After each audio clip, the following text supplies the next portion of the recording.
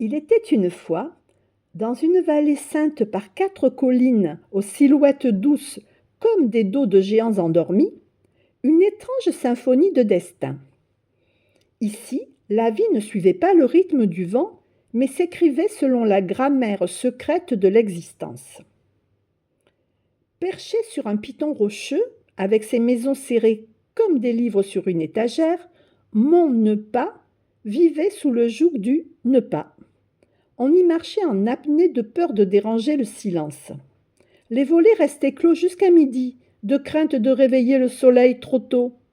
Même les enfants jouaient en chuchotant, et les chiens remuaient la queue avec prudence. Il ne faut pas était leur mantra, leur bouclier, leur prison.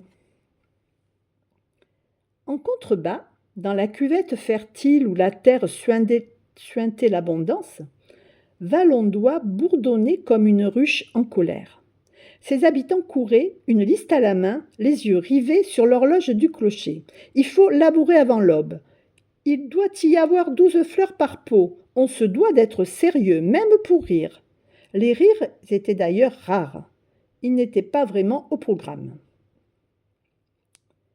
Puis, un village de tentes bigarrées et de draps tendus entre les arbres où l'impossible était une insulte. On peut clamaient les habitants de Circonpeux, en construisant des ponts de papier, en domptant des nuages et en inventant des fêtes pour célébrer rien.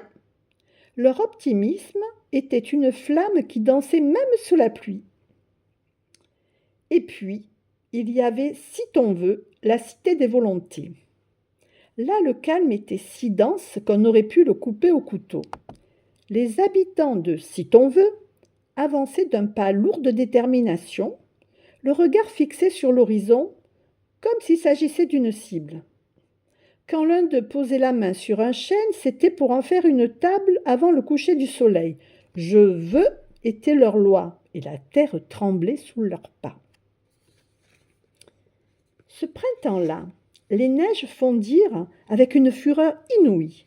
Le torrent, gonflé par les eaux de fonte, se mit soudain à rugir comme un dragon réveillé et se précipita vers la vallée menaçant d'engloutir les 4 villages.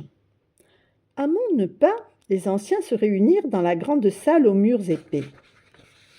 Les habitants de Mont-ne-pas découvrirent, stupéfaits, qu'ils pouvaient agir sans que le ciel leur tombe sur la tête. « Tant qu'on ne fait pas n'importe quoi », murmura l'un d'eux en soulevant une pierre. Ceux de Valondois comprirent que l'action, quand elle vient du cœur, est plus efficace que 1000 règlements. Ils jetèrent leur liste au vent et se mirent à travailler simplement parce qu'ils en avaient envie. Circonpeux apporta la folie nécessaire pour croire que l'impossible était à portée de main.